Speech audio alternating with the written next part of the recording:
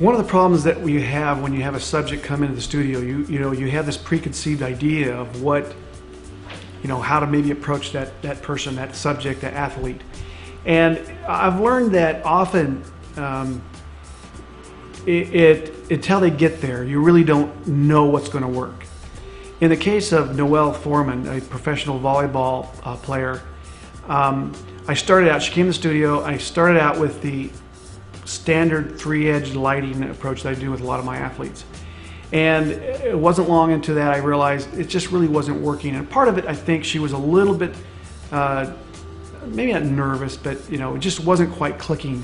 And so what I did was, I thought, well, I'm gonna try something new. I'm gonna try a different technique to experiment with. And I had thought about taking a bigger modifier, like a 5-foot, or even in this case was a 7-foot Octobox, and treat it just like I treat my beauty dish, which is straight overhead, and usually the beauty dish is right over the camera, very close.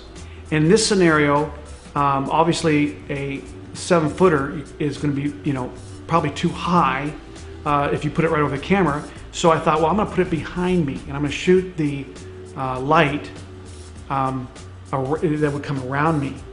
And so immediately I discovered it was absolutely gorgeous light, and I ended up, I think the beauty, or the Octobox, is about maybe 7 feet from the subject. I had her leaning against the wall, just a white wall, and you'll notice in this shot of Noel, you see a little bit of texture around her, and that was achieved by taking a stucco background, an existing background I had, and just very lightly with 2 layers, taking the background layer and the layer of her, making a mask, and just lightly painting in with a brush, soft brush, the background into her image, and not even officially knocking her out. So that's how I achieved that, and it gives a little bit of extra little sort of punch to the whole image.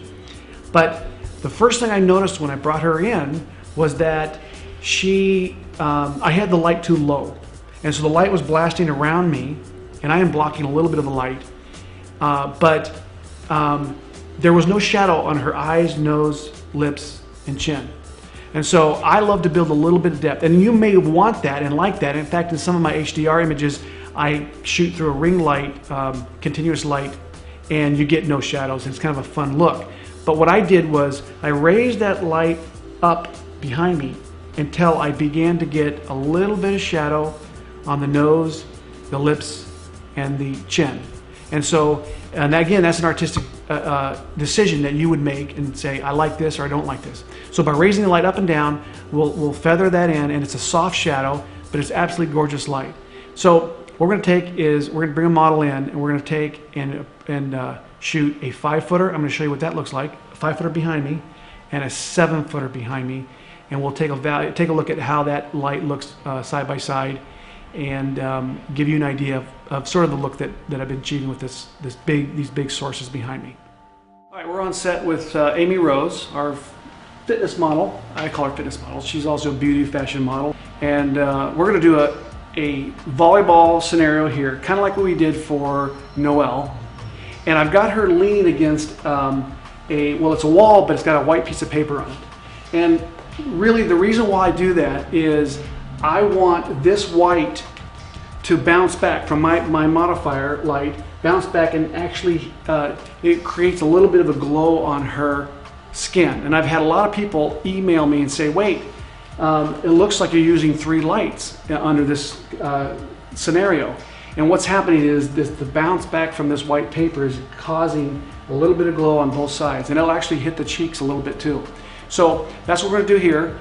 This is just a piece of white seamless, and the reason why I don't have her over on my complete white seamless over there is because she can't lean against that; it'll fall back into it. So just a real simple little setup here. It's kind of the poor man's way of creating a white wall. And we're going to take and start off with a 5-foot Octo, the Westcott Octo, and I'm going to show you what that looks like. And the picture that we have that I've showed you of Noel is with a 7-foot. So obviously, as we know, the bigger the source, the softer light. The 7-foot's going to be a little softer. So the first thing I want to know is, when I set up and shoot my first shot is where are the shadows sort of coming on to Amy's face. So I'll look through on my viewfinder and I'll watch and I'll see a little shadow on her nose, a little shadow under her lips, and a little shadow under her chin, and a little bit in her eyes. So I'm going to do some scenarios with it down low, and then I'm going to raise it up and show you the difference. And it depends on everyone's face. Everyone's face is a little different. And so where you position that depends on two things: your subject and what you like as an artist. So let's get started. And we're going to photograph Amy here from about just the kneecaps up, okay? So let's get it focused here and fire one off. And so the first thing I'm looking for here again is where does those shadows lie? And there actually is not a bad amount of shadow around her chin. It gives some definition. And I see she's got her chin up a little bit, which she looks great when she just lifts her chin up just slightly. But I will raise the light. Let's take it and raise the light here. And I'll show you what it looks like with it. We'll go maybe a foot or so. And take a look at the two. The difference between the two. All right, so here's another same angle, same everything. Chin up a little bit, so we just gotta get the same thing. All right, so immediately I can see there is a lot more shadow, and actually it looks kind of cool. Again, it's a decision that you make as an artist and what you're looking for. Let's try one. I'm gonna go raise it a little bit right there. That looks good. Oh, these look good. Swing that ball out a little bit, just a little bit. Okay, right there. Beautiful. I love it. I love it. And you can watch how Amy, every time I fire it off, she's going to move just a little bit, and then she's going to move again. I'm just going to follow her. And this is really because she's got a lot of experience modeling, and she's very confident with what she's doing. And really, it's a little rhythm that takes place. Beautiful, beautiful.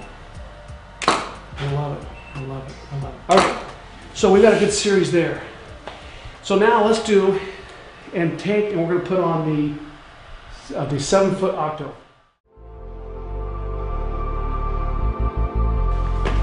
All right, so now I've put on the 7-foot octo.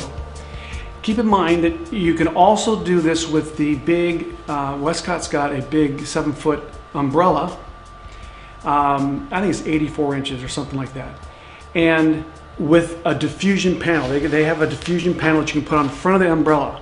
So it acts very similar to this. So the octos are gonna probably function a little better over time in terms of wear and tear. The umbrellas is a good purchase for the amount of money that you pay. I don't know exact cost, but it's not a whole lot. But it'll give you the same look, the same feel that we're going to get here. Big, huge light source. So let's take a look at what this looks like with the 7-footer. All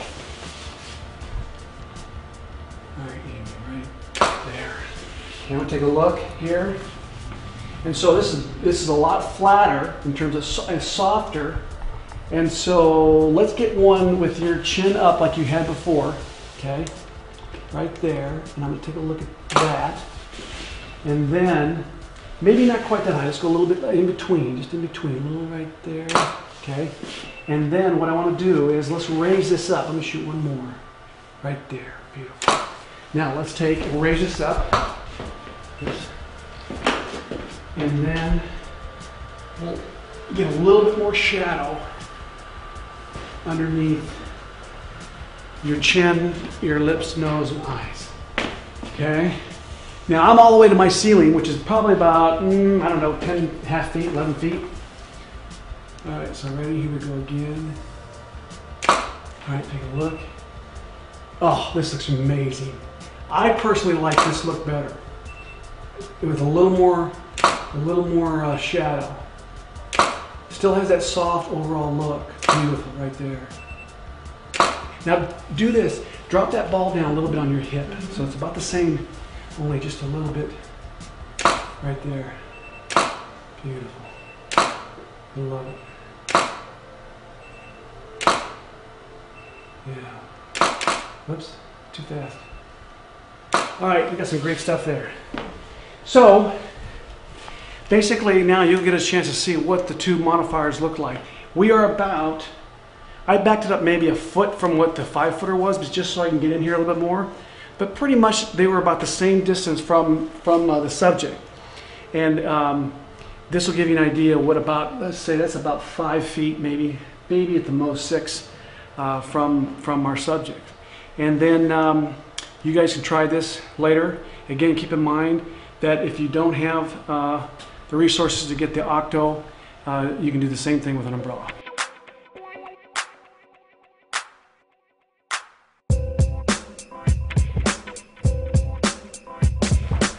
All right, so what I want you guys to do is, as an assignment, try and get yourself a subject, a sports scenario subject.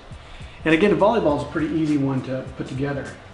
And then try this with on a white background. And again, you don't have to have a lot of expense here, just a piece of paper. Or even a white wall. If you have a white wall that is already painted, you can just lean someone against it. And take that big modifier and do the example where you take and shoot it kind of a little bit lower and a little bit higher and see the difference. Special thanks to FJ Westcott for keeping this episode lit up. Like the music? Special thanks to Triple Scoop Music. Frame Network giveaways are brought to you by B&H. Head to giveaways.framenetwork.com for your chance to win. Find out more about the equipment used in this episode on framenetwork.com.